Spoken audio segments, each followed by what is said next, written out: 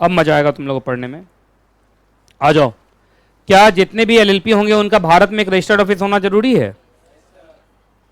अच्छा, registered office होना जरूरी है कि भारत में रजिस्टर्ड ऑफिस होना जरूरी है? कहाँ लिखा हुआ है? कहा खुद ही टिक लगाया आपने। जो ना जाने वो भी जान जाए, है कि नहीं? चलिए, अच्छा रजिस्टर्ड ऑफिस एक जगह खोल दिया वहीं रहेंगे? जैसे रजिस्टर्ड ऑफिस खोला वहां पे मालूम चला बाद में पता चला नागिन रहती है वहां, है ना, डेली बोर्ड मीटिंग में। तो क्या रजिस्टर्ड ऑफिस चेंज भी कर सकते हैं? हैं? क्योंकि धीरे धीरे पार्टनर कम होता जा रहा है ना, तो क्या रजिस्टर्ड ऑफिस चेंज करना पड़ेगा?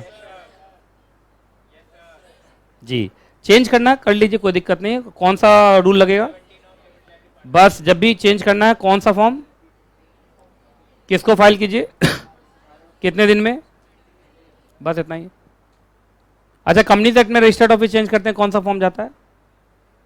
आईएनसी 22।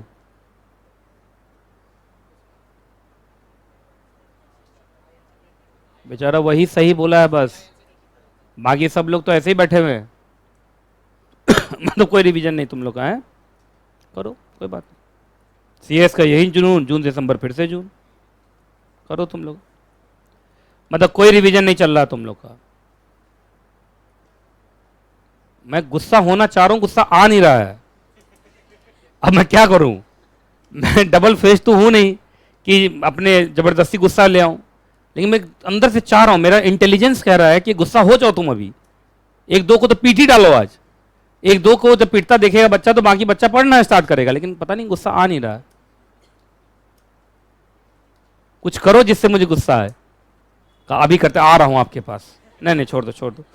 आइए भाई, रिवीजन करना स्टार्ट करो। एक काम करता हूं तुम लोग के लिए, सुनो। जो बच्चों का अभी तुरंत अटेम्प्ट है, ये 2 महीने 1 महीने के बाद, एक लिस्ट में तुम लोग को भिजवाता हूं। अभी कोमल को आने दो, वो अभी आती है, तो उससे एक लिस्ट बनवाता हूं कि ये चैप्टर मेरे तरफ से खत्म हो चुका है, अब आप उसका रिवीजन स्टार्ट कर सकते हैं। और मैं उसमें 2-3 कॉलम बनवा दूंगा, रिवीजन 1, रिवीजन 2, रिवीजन 3। तुमको अपना डेट उसमें लिख लेना है कि इतने तारीख को पहली बार रिवीजन करूंगा, इतने तारीख को दूसरे बार रिवीजन करूंगा, इतने तारीख को तीसरे बार रिवीजन करूंगा। तो एक थोड़ा सेल्फ डिसिप्लिन जैसा तुम्हारा काम बन जाएगा। और उसको मैं चेक करूंगा क्लास में कि बच्चों ने उसको उस टास्क को कंप्लीट किया कि नहीं। क्या बोलते हो? जैसे गेट पे ही चेक हुआ, नहीं दिया 2 थप्पड़ खींच के वहीं पर। नहीं बोलो, अथॉरिटी देते हो पीटने उठने का तो बताओ, मैं फिर कम से कम तुम पास हो जाओगे भाई। अभी तो बोल रहे हो, लेकिन मालूम चला कि जहां मैंने पीटा एक दो बच्चा बलवान सब क्लास में सीधा उठा दिया। मैंने कहा होल्डिंग कंपनी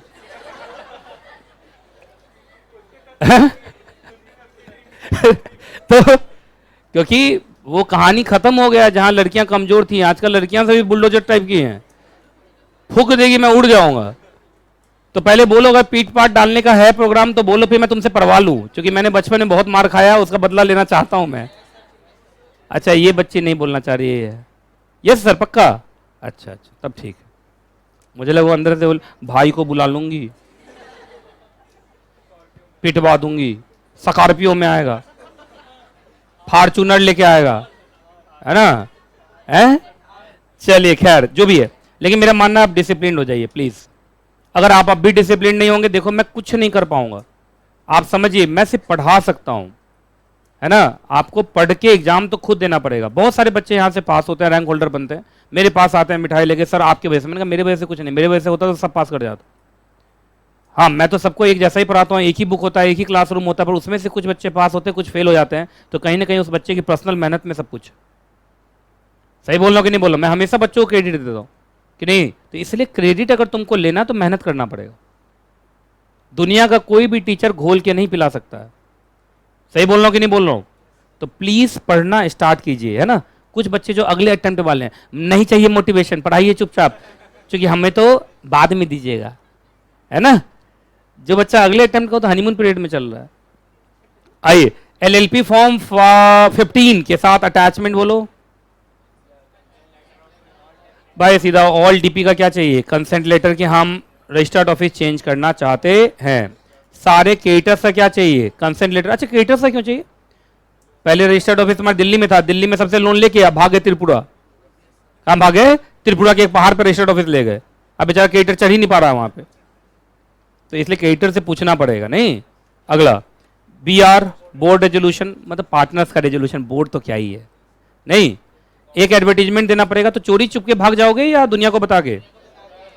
और न्यू रजिस्टर्ड ऑफिस का एड्रेस दे देना भाई, अगर रेंटेड है तो रेंट एग्रीमेंट, अगर आपका खुद का है तो क्या दे दीजिए, यूटिलिटी बिल, है ना। और NOC दे दीजिए मकान मालिक की तरफ से कि अगर आप उसके बिल्डिंग में खोलना चाहते हैं तो उसको कोई दिक्कत नहीं है। चलिए हेडिंग बोलो। अच्छा, क्या ये जितने भी LLP होते हैं इनको बुक्स ऑफ अकाउंट्स मेंटेन करना पड़ेगा क्या? Yes sir, yes sir, no sir बोलोगे तुम? हाँ, बुक्स ऑफ अकाउंट्स मेंटेन करना पड़ेगा, ऐसे बोलिए। क्या बोलेंगे? यही लिखा हुआ था ए में। क्या लिखा हुआ है कि जितने भी LLP होंगे they have to maintain the prescribed books of accounts. अच्छा, ये कैश बेसिस पे भी कर सकते हैं, अक्रूवल बेसिस पे भी कर सकते हैं दोनों। लेकिन आपको याद होगा कंपनीज एक्ट में सिर्फ अक्रूवल चलता है। डबल एंट्री सिस्टम ही चलेगा भाई अकाउंटिंग का, सिंगल एंट्री चलेगा। और उसके बाद कितने साल तक प्रिजर्व करोगे? 8 साल तक। अगर ये फिजिकल है तो, इलेक्ट्रॉनिक है तो जिंदगी भर मेंटेन करो। आइए ऑडिट के लिए, चलो इधर देखो। ऑडिट कंपलसरी तब होगा, ऑडिट ऑफ LLP कंपलसरी तब होगा जब 2 क्राइटेरिया है। पहला बोल तो क्राइटेरिया का है, टर्नओवर एक्सीड 40 लाख है, इक्वल टू है, एक्सीड्स 40 लाख, और है कि एंड है? अब और है ना। और बताओ क्या है? कैपिटल कंट्रीब्यूशन, कैपिटल कंट्रीब्यूशन कितना एग्जैक्टली तब आपको ऑडिट कराना है, अदरवाइज आपको किसी चार्टर्ड अकाउंटेंट से ऑडिट कराने की जरूरत नहीं है। तो LLP को ऑडिट तभी कराना है जब इन दोनों में से कहीं भी एक्सीड करे तब। तो जो बड़े LLP हैं वो ऑडिट कराएंगे, छोटे LLP को ऑडिट कराने की जरूरत नहीं है।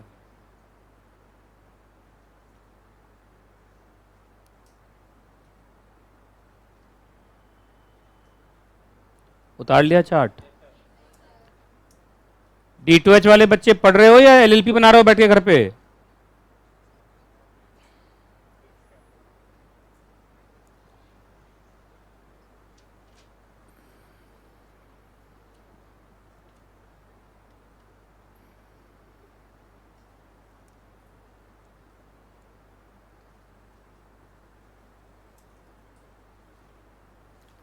हो गया।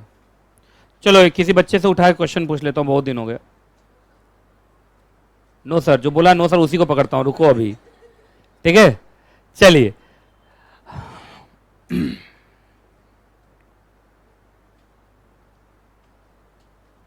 एकदम पिलर पे ही बैठा हुआ लगभग। हाँ जी, खड़े हो जाओ, है ना। पूछ रहा कौन मैं? हाँ तुम। कौन तुम? ओहो, है ना। बेचारा आंखों से पूछ रहा कौन मैं? हाँ तुम। कौन तुम? ओहो। अब वो बोलिए, क्या बोलना चाहते हैं बोलिए। नाम भूल गया तुम्हारा। मयंक। मयंक एक LLP है, उसका टर्नओवर 14 लाख है, ठीक है, और उसका कैपिटल कंट्रीब्यूशन 26 लाख है। आप मुझे बताइए क्या इस LLP को ऑडिट करवाना जरूरी होगा? आराम से उसको बोलने दो। मयंक वो है, शांत शांत शांत शांत, अरे शांत। हाँ हाँ, नहीं मुझे नहीं मालूम, ये बताओ ऑडिट कराना है कि नहीं कराना है? पक्का? सोच लो। सोच लिया? पक्का? टर्नओवर 14 लाख।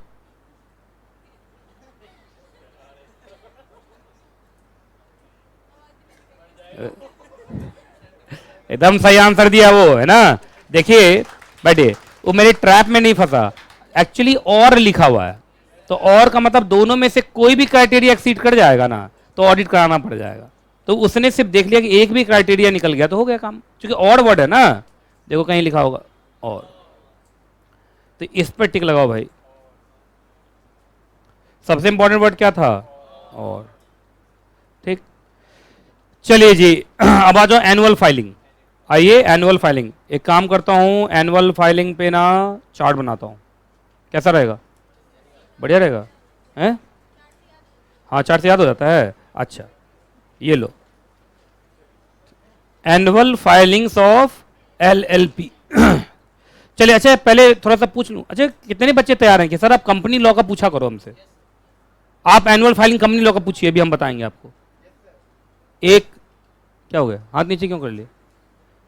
बताएंगे कंपनी लॉ वाला बताएंगे। अच्छा 1 2 3 4 5 6 7 8 9 10, बस इतना ही रिजल्ट, 10%। अरे अगले बैच में भी तो बच्चे चाहिए, समझ नहीं रहे हो यार, है कि नहीं? कहा सर हम आपके साथ जिंदगी भर हैं, आप चिंता मत कीजिए। चलिए यस, वहां पे भी दो अकाउंट था, एनुअल फाइनेंशियल स्टेटमेंट जो AOC 4 याद होगा, और एक था एनुअल रिटर्न MGT 7, और MGT 7 पे CS का साइन होता है, और कंपनी बड़ी है तो प्रैक्टिसिंग कंपनी सेक्रेटरी का भी साइन होता है, याद होगा। तो ऐसे ही यहां पे भी है। तुम मुझे बस ये बताओ एनुअल फाइलिंग में सबसे पहला वाला कौन है? नहीं पहले पहले क्या एनुअल रिटर्न के बारे में ही बोला है या पहले एनुअल अकाउंट्स के बारे में बोला है? एनुअल रिटर्न, आ जाओ, एनुअल रिटर्न। अब मैं तुम लोग से पूछता जाऊंगा, सही सही बताना, चूंकि चार्ट मैं तुम पर विश्वास करके बना रहा हूं, और तुम लोग पर जब भी विश्वास किया इतिहास गवाह की गलत ही चार्ट बना है। अच्छा इस बार एकदम सही बनेगा। अच्छा एनुअल रिटर्न कौन से फॉर्म में होगा?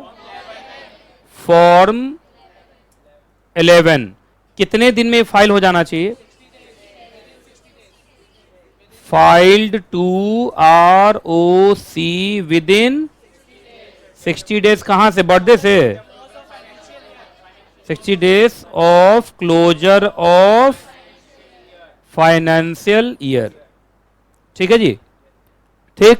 अच्छा ये हो गया तुम्हारा एनुअल रिटर्न। अभी हम और भी देखेंगे, उसमें CS के सिग्नेचर का बात आ रहा है, वो हम देखते हैं। आइए दूसरा बोलो तो क्या है? स्टेटमेंट ऑफ सॉल्वेंसी वर्ड क्या है? वर्ड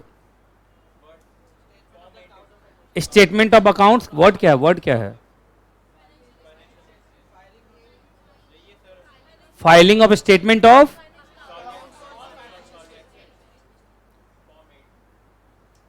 स्टेटमेंट ऑफ बोलो, स्टेटमेंट ऑफ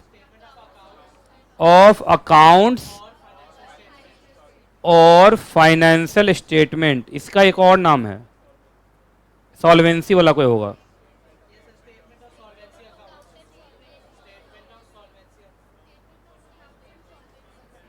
हाँ तो रुको तब, हाँ साथ साथ उतार रहा था ना सब। हाँ हाँ देखो इधर देखो, अब मजा आएगा, है ना? एकदम साथ साथ मेरे, एकदम कदम से कदम, ताल से ताल मिला के लोग जो चार्ट उतारते हैं ना, उनके लिए गिफ्ट था आज। आइए स्टेटमेंट ऑफ अकाउंट और सॉल्वेंसी, ये नाम है ना, अकाउंट एंड और जो मेरे साथ चल रहे हैं। हाँ मैंने बोला था ना कि तुम लोग से मैं कुछ चार्ट बनवाऊंगा तो ये सब होना है, ये निश्चित था। चलो भाई अब जो है बताओ कौन से फॉर्म में? Form number 8। ये कब तक फाइल होना चाहिए? फाइल्ड टू ROC बोलो, डेट लिखा हुआ पूरा, ऑन और बिफोर, ऑन और बिफोर 30 अक्टूबर, ये है ना? क्या तो वही हो गया ना, 60 डेज हो गया। ठीक है इतना ही है ना? कंपनी लॉ के हिसाब से तो चल रहा है। आपको याद होगा 30 सितंबर तक AGM होता है, और एक महीने के अंदर फाइलिंग करोगे तो 30 अक्टूबर ही तो हुआ। अरे डिट्टो सेम ही तो चल रहा है यार। हाँ लेकिन एनुअल रिटर्न थोड़ा, हाँ हाँ वही अलग, वहाँ AGM से 60 डेज है, यहाँ फाइनेंशियल ईयर से 60 डेज। तो इसका मतलब एनुअल रिटर्न यहाँ पहले फाइल हो जा रहा है, अकाउंट्स बाद में हो रहा है। ये अजीब बात है, क्योंकि अकाउंट्स तो एनुअल रिटर्न में भी आता होगा, क्या ही कर सकते हैं। उतार डालो, अब उतार सकते हो, सेफ हो तुम लोग। खुद बचेगा इसके, कुछ डिलीट करना तो कर ही लीजिए। तो दो एनुअल फाइलिंग है, एक तो एनुअल रिटर्न और दूसरा statement of account and solvency.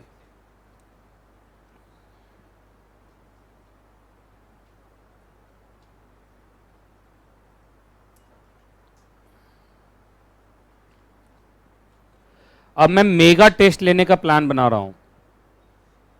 Mega test का मतलब है कि हाफ सिलेबस, क्योंकि अब तो पूरे सिलेबस की तरफ बढ़ रहे हैं, अब हम कोर्स कंप्लीट होने वाला है, तो हाफ सिलेबस का तो एक बार हो ही जाए। ऐसा मैंने पिछले बार किया था JIGL का, 2 पार्ट में टेस्ट लिया था और बहुत बहुत अच्छा काम कर गया था।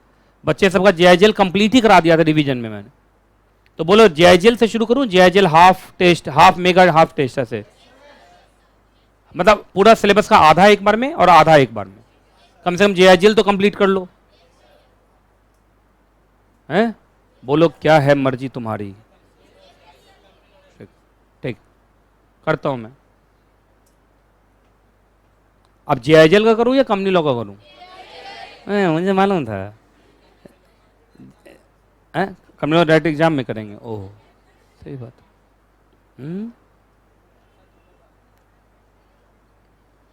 नहीं, चलो पहले JIGL से शुरू करता हूं।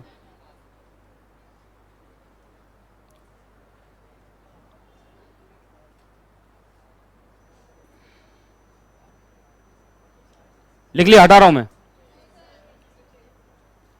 तो LLP के अंदर 2 ही एनुअल फाइलिंग है, फॉर्म 11, फॉर्म 8, फॉर्म 8, फॉर्म 11।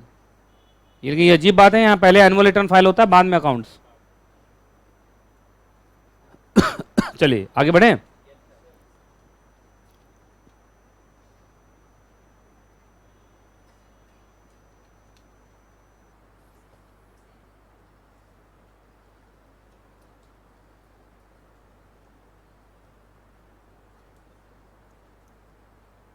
ठीक हो ना? हाँ हाँ, आज ठीक। चलो आगे बढ़े। हाँ जी, अच्छा एक बात बताओ, तो एनुअल रिटर्न फॉर्म 11 में है, 60 डेज, 60 डेज गिने हुए 31 मार्च से तो 30 में ही पहुंचेगा। अरे 31 मार्च को खत्म, तो अप्रैल ले लो पूरा, मई पूरा ले लो। अच्छा, लेकिन याद रखिएगा, अगर ये बड़ा LLP है, कैसे माना जाएगा? अगर उसका टर्नओवर 5 करोड़ से ज़्यादा है या कैपिटल कंट्रीब्यूशन कितना है, 50 लाख से ज़्यादा है, तो एनुअल रिटर्न पे एक सर्टिफिकेट ऐड करना पड़ेगा। किससे लेके? प्रैक्टिसिंग कंपनी सेक्रेटरी से लेके, कि एनुअल रिटर्न सब कुछ सही ढंग से बनाया गया है कि नहीं। ठीक है? तो बड़ा LLP होगा तो, बाकी यहां भी और है, और में दोनों में से कहीं भी फंसे तो। चलिए, statement of accounts and solvency हो गया। ये आपका कब तक चला जाना चाहिए? बाकी अगर आपका याद होगा, टर्नओवर 40 लाख से ज्यादा या कैपिटल कंट्रीब्यूशन 25 लाख से ज्यादा है, तो किसी आपको इनसे क्या करा लेना? ऑडिट करा लेना, इससे करवा लेना। पढ़ लो तुम लोग, ठीक है? करा लोगे ना इससे? ठीक, बात समझ में आ गया? तो एनुअल रिटर्न पे किसका साइन होगा? कंपनी सेक्रेटरी, अगर बड़ी है तो, और अगर अकाउंट्स है तो फिर आपको इससे करा लेना। ठीक है, आगे चले।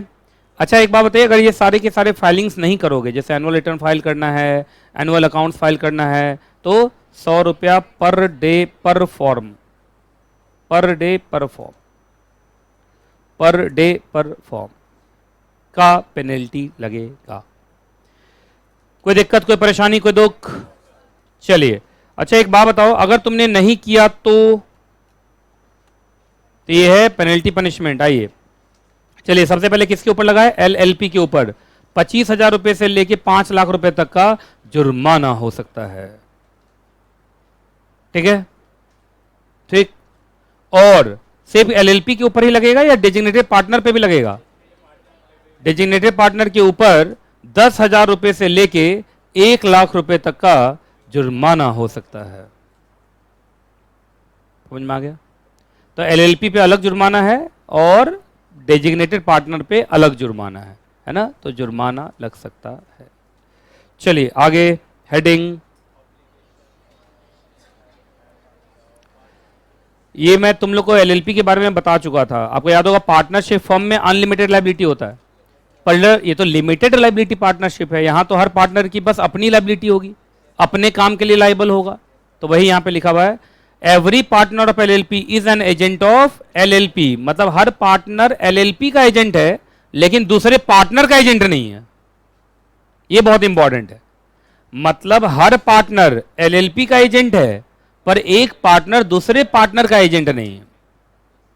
ये बात समझ में आ गई? तो ये दो लाइन है इसमें, बोलो क्या क्या है।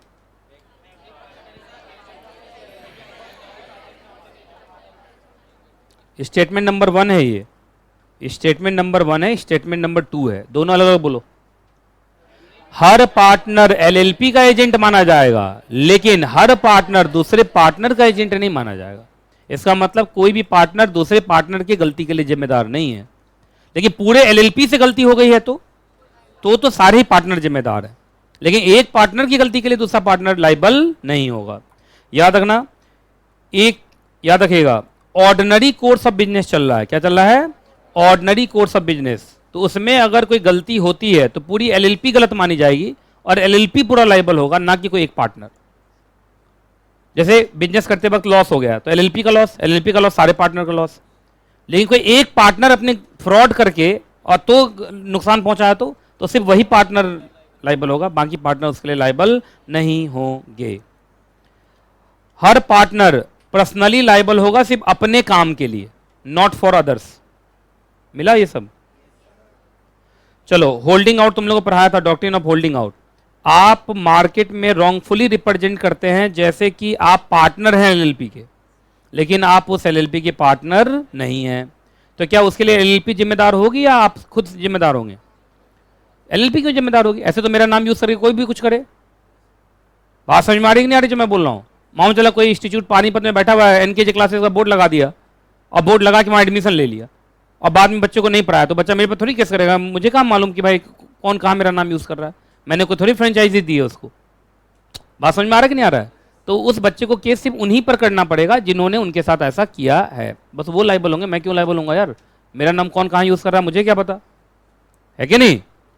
तो इसी को बोलते हैं डॉक्ट्रिन ऑफ होल्डिंग आउट। जो होल्ड आउट करेगा झूठा, बस वही लाइबल होगा, उसके लिए एलएलपी लाइबल नहीं होगी। चलो अच्छा, लेकिन ऑब्जेक्टिव अगर फ्रॉड करने का है तो याद रखना उस पार्टनर, अच्छा सारे पार्टनर की, उस पार्टनर, कैसे पता चला उस पार्टनर की? कंसर्न्ड। अरे मैं देखता नहीं, कुछ से कुछ लिख देता हूं, समझना कि बहुत इंपॉर्टेंट वर्ड कंसर्न, सबसे इंपॉर्टेंट वर्ड कौन है? कंसर्न लिखा। हाँ, तो that particular partner will be liable, and उसकी लायबिलिटी क्या होने वाली है? अनलिमिटेड। फ्रॉड विटिएट्स एवरीथिंग ना, फ्रॉड होते ही सब कुछ बर्बाद हो जाता है। चलिए हेडिंग बोलो।